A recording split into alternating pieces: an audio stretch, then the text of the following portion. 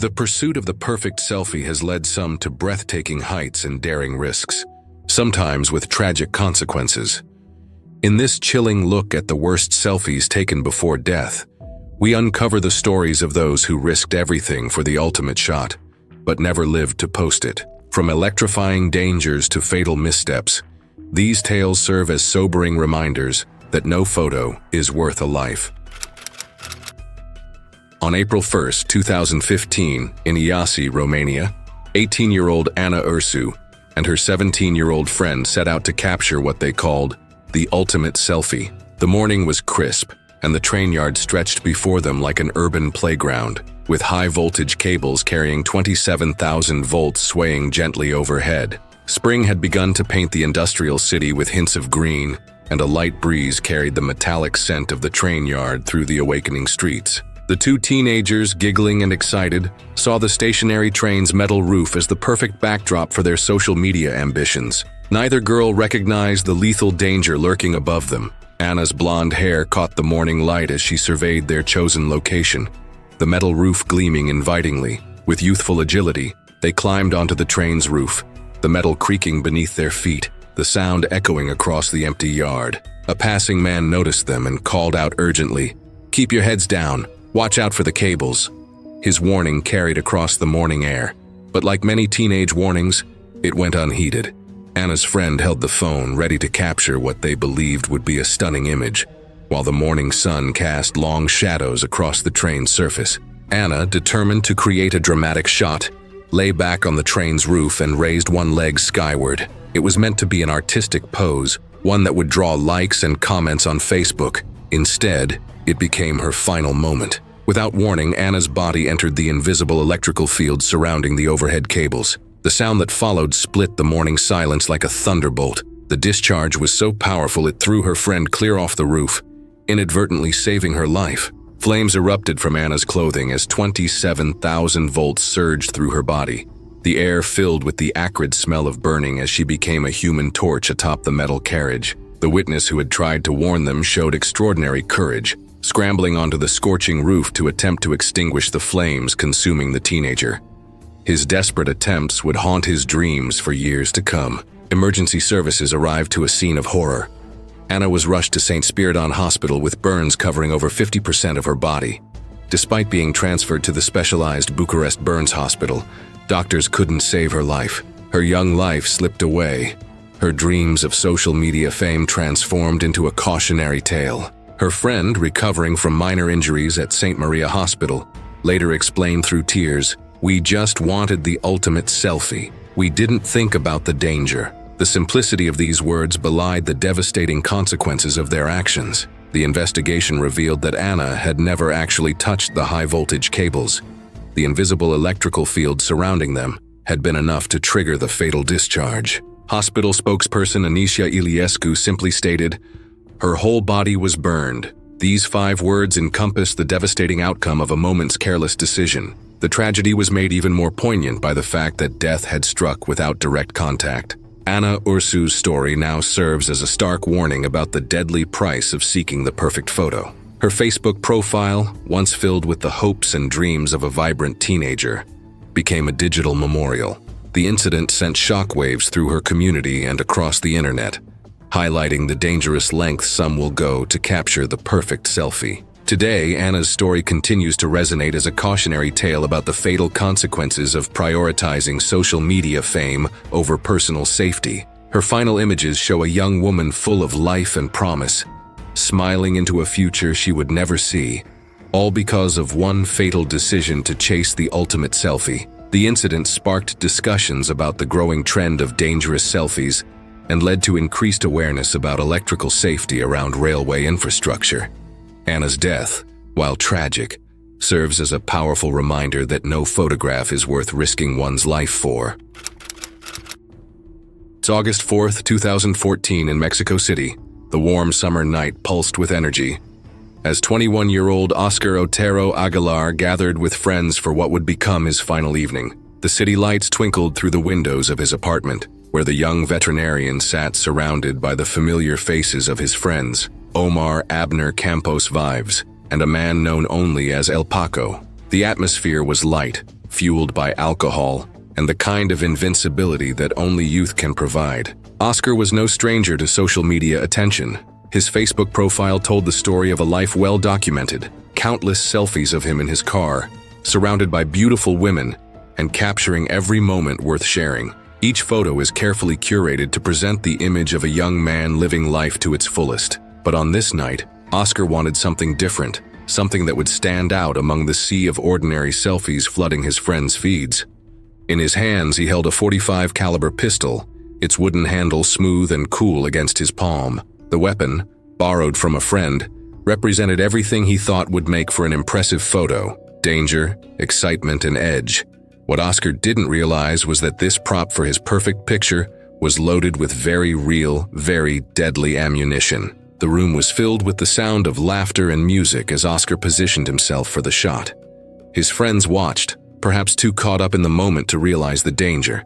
As he raised the weapon toward his head, the metal of the gun gleamed under the artificial light as he sought the perfect angle, his finger dangerously close to the trigger. In the quiet neighborhood outside, 57-year-old Manfredo Paez was going about his evening when the night's peace was suddenly shattered. "I heard a gunshot," he would later tell investigators, his voice heavy with the memory. "And then I heard somebody screaming. I realized somebody had been hurt. I called the police straight away." The sound of the gunshot echoed through the apartment complex, transforming a moment of casual fun into a scene of horror. The bullet had struck Oscar in the forehead, and though he was still alive when emergency services arrived, his fate was already sealed. Despite the paramedics' desperate efforts to save him, Oscar's life slipped away in the ambulance as it raced through the streets of Mexico City. In the chaos that followed, Omar Abner Campos Vives remained at the scene and was arrested by police, while El Paco disappeared into the night, perhaps unable to face the consequences of their collective carelessness. The Ministry of Public Security's investigation would later confirm what the evidence clearly showed. This was no suicide, no murder, but rather a tragic accident born from a deadly combination of alcohol, bravado, and the relentless pursuit of social media fame. Oscar's Facebook page remains as a digital memorial, frozen in time. The selfies he so carefully curated tell the story of a young man full of life and promise, images of happy moments, celebrations, and everyday joys. His final intended photo never made it online, but his story has spread far beyond his circle of friends, serving as a haunting reminder of how the pursuit of the perfect selfie can have fatal consequences. November 28, 2017. A cold autumn day in Russia's Krasnodar region, in the city of Lubinsk, where Soviet-era buildings stood stark against the gray sky. 26-year-old Alexander Sasha Chechik sat alone in his car. The metal of a hand grenade was cool against his palm, its military green surface reflecting the morning light that filtered through his car windows. Like many young Russians his age, Sasha was caught in the intoxicating web of social media validation, always seeking that next viral moment. But this morning would be different. This morning would be his last. The grenade he held was no movie prop, no replica meant for safe handling. It was a real military-grade explosive device, its deadly potential masked by its deceptively small size. With a casualness that would later haunt investigators, Sasha's fingers wrapped around the pin. One quick motion, and the safety mechanism that stood between life and death was removed. At 11:43 a.m., the first photo was sent to his friend's phone. The image showed Sasha, seemingly relaxed, holding what would become his instrument of death. "Where are you? Are you okay?" his friend messaged back, an edge of concern cutting through the digital conversation.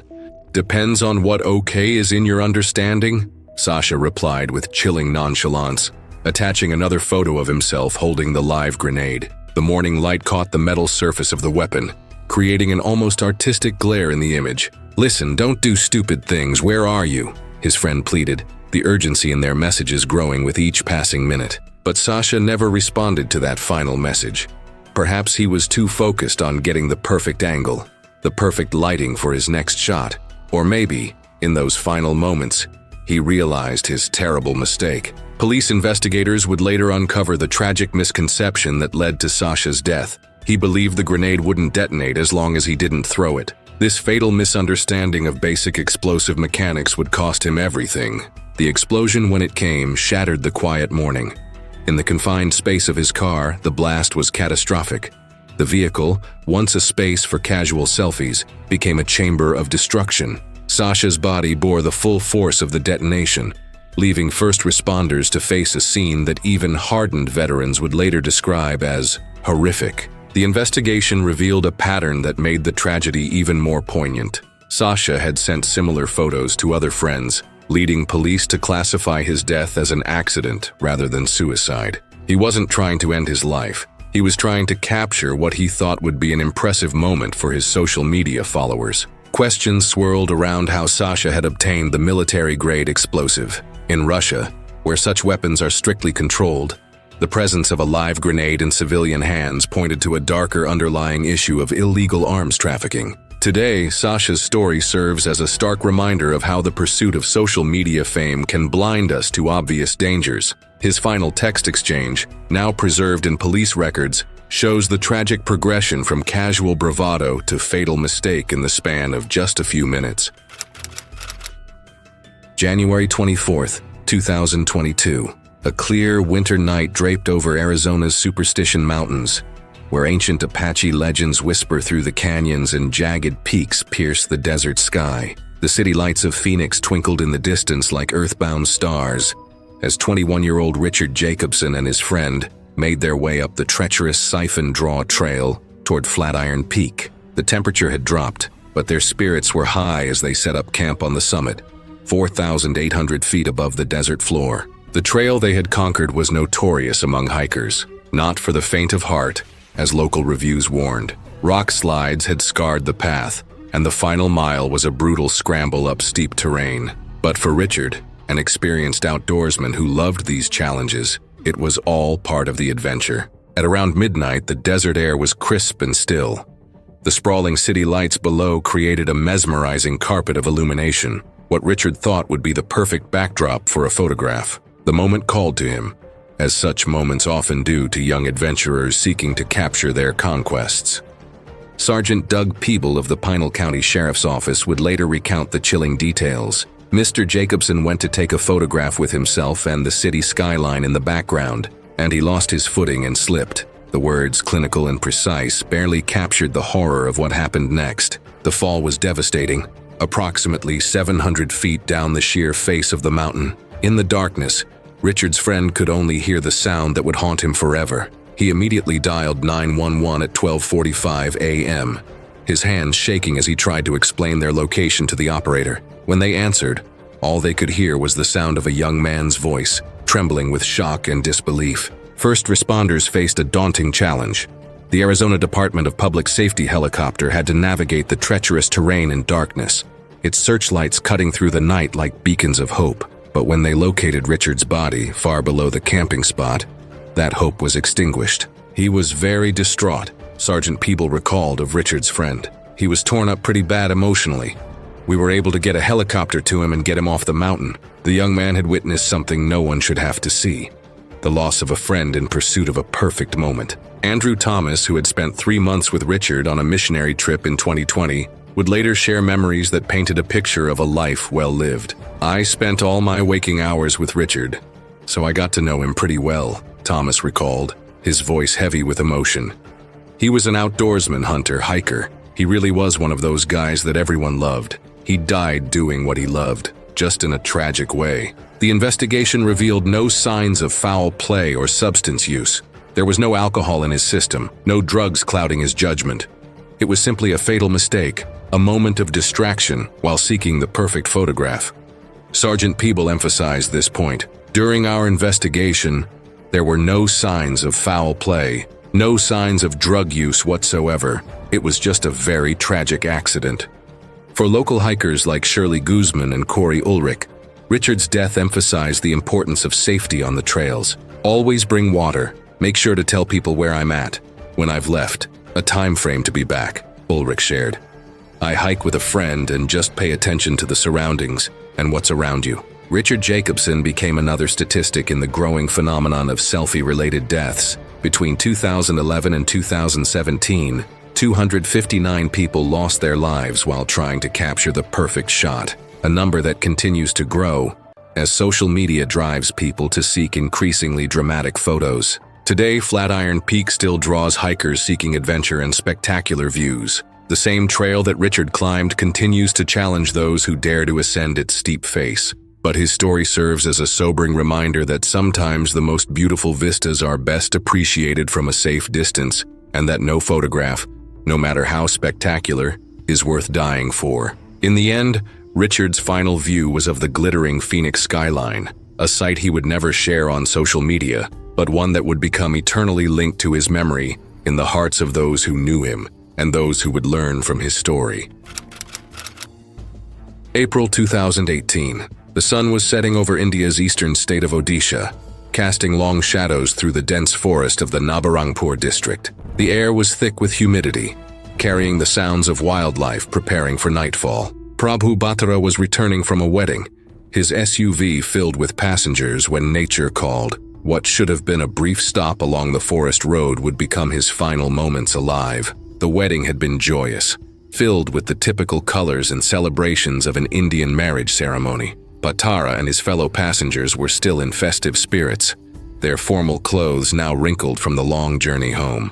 As he stepped away from the vehicle to relieve himself, something caught his eye that would change everything. There in the gathering dusk lay an injured sloth bear. The massive creature, weighing potentially up to 300 pounds, was one of the many that roam these forests. These bears, known for their aggressive nature and powerful claws, are feared by local villagers who know to give them a wide berth. The bear appeared to be wounded, its dark fur matted in places, its movements labored but still dangerous. To most, this would be a warning to keep their distance. To Bhattara, it was an opportunity for an extraordinary photograph, the kind that would draw attention and admiration on social media. His fellow passengers watched in horror from the relative safety of their SUV as he approached the bear, his phone held high. Their voices called out in warning, pleading with him to return to the vehicle. "Don't go near the bear!" one passenger shouted in Odia, the local language. "It's not safe," called another. But the allure of capturing such a dramatic moment proved too strong for Bhattara to resist. What happened next was captured on video by one of the horrified onlookers, their shaking hands recording what would become evidence in the inevitable investigation. The bear, despite its injuries, moved with shocking speed, a brutal reminder of why these animals are considered one of India's most dangerous predators. Its powerful arms, equipped with 4-inch claws designed for tearing apart termite mounds, struck out at Bhattara. The attack was savage and relentless. The sound of Bhattara's screams mixed with the bear's guttural roars echoed through the forest. In a bizarre twist of fate, a stray dog at the scene, one of the many that roam India's roads, showed more courage than sense, rushing in to attack the bear. The dog's desperate barks and bites at the bear created a surreal scene, a domestic animal trying to save a human from a wild predator. Forest Ranger Dhanurjaya Mohapatra would later summarize the tragedy with stark simplicity. Bhattara died on the spot. He added, "The bear is being treated for its injuries," a strange footnote to the deadly encounter. The incident sent shockwaves through India, a country that had already earned the dubious distinction of having the world's highest number of selfie-related deaths. Between March 2014 and September 2016 alone, 76 of the world's 127 reported selfie deaths had occurred in India. The phenomenon had become so concerning that the Indian government began establishing no selfie zones at dangerous locations across the country. Today, the video of Bhattara's final moments serves as a grim reminder of nature's raw power and the deadly price of underestimating wild animals. The injured bear he thought would make for an impressive photo became his executioner, adding his name to a growing list of lives lost in pursuit of the perfect selfie. Thanks for watching as we uncovered these shocking selfie tragedies. But the horror doesn't stop here. Our next video dives into even more haunting stories, unthinkable workplace disasters where ordinary days turned into nightmares. Click now to explore the chilling details of these tragic events.